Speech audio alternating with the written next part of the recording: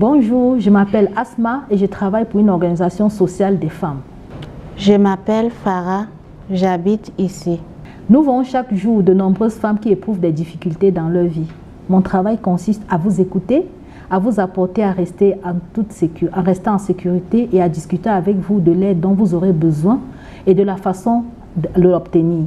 Avant de commencer à discuter, à parler de ce qui vous a amené ici, j'aimerais vous expliquer certaines choses afin que vous sachiez quels services nous pouvons vous offrir pour vous aider.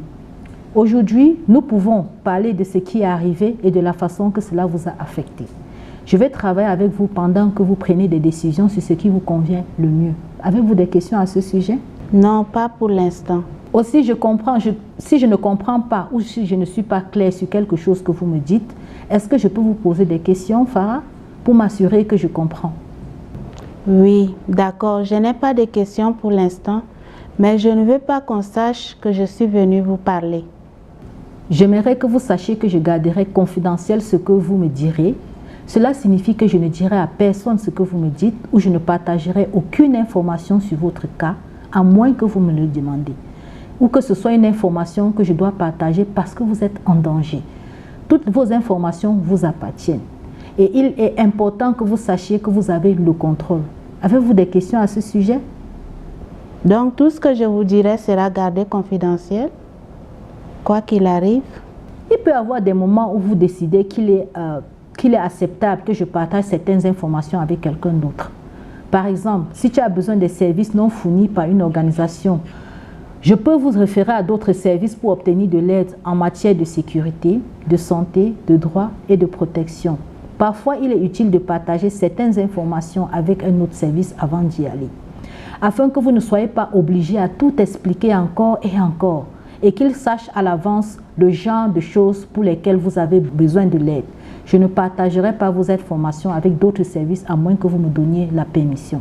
Je ne partagerai que les informations que vous me demandez de partager. Je noterai l'endroit où, si jamais vous en avez besoin, si vous souhaitez partager vos informations en vue de bénéficier d'autres services ou de recevoir de l'aide.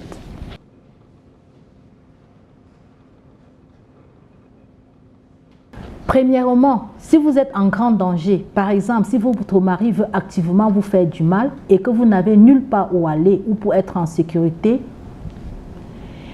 ou alors vous voulez vous faire du mal ou à quelqu'un d'autre, je dois parler à mon superviseur qui devrait parler à la police.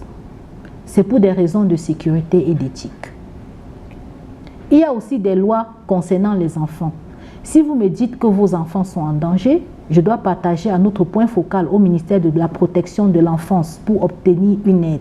C'est parce que le ministère est responsable de la sécurité des enfants dans ce pays. Enfin, si vous me dites que vous avez été maltraité par quelqu'un qui travaille pour l'ONU, une ONG ou un prestataire des services gouvernementaux, nous pouvons discuter des options de rapportage. Il existe un système mis en place pour traiter des abus commis par les prestataires des services. Nous ferons de notre mieux pour vous assurer votre sécurité tout au long de ce processus si vous choisissez de rapporter. Que pensez-vous de tout ça, Farah? Tout va bien, c'est bon.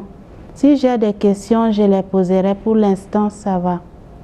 De plus, je tiens à vous dire que dans le cadre de mon travail ici, il y a des formulaires et des notes que je dois remplir pour me rappeler des informations que vous m'avez données. Ces formulaires ne sont partagés avec personne d'autre. Ils sont conservés dans un endroit verrouillé, sûr, et votre nom n'y figure pas. Est-ce que cela vous dérangerait si je prends des notes pendant notre entretien aujourd'hui?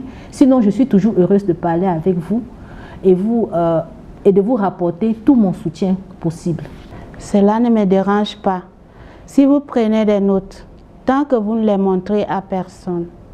Certaines des choses dont vous voulez en parler sont difficiles et nous pouvons avancer lentement. On peut aussi arrêter si c'est trop pour une conversation et revenir plus tard. Enfin, vous êtes libre de vous arrêter à tout moment. Si vous décidez de ne plus venir ici ou de ne plus me parler, ce n'est pas grave. Parfois, il peut être bénéfique de parler à quelqu'un d'autre dans ce service. Ou vous pouvez décider que nous en avons fait assez pour le moment. C'est à vous de prendre cette décision lorsque vous êtes prête. Et vous pouvez revenir à tout moment. Et si vous le souhaitez, bien sûr. Y a-t-il quelque chose que vous voulez me demander à propos de tout cela? Ou y a-t-il quelque chose qui n'est pas clair au sujet de mon rôle ou des services que nous offrons? Si des questions vous reviennent à l'esprit plus tard, il n'y a pas de problème si vous les posez.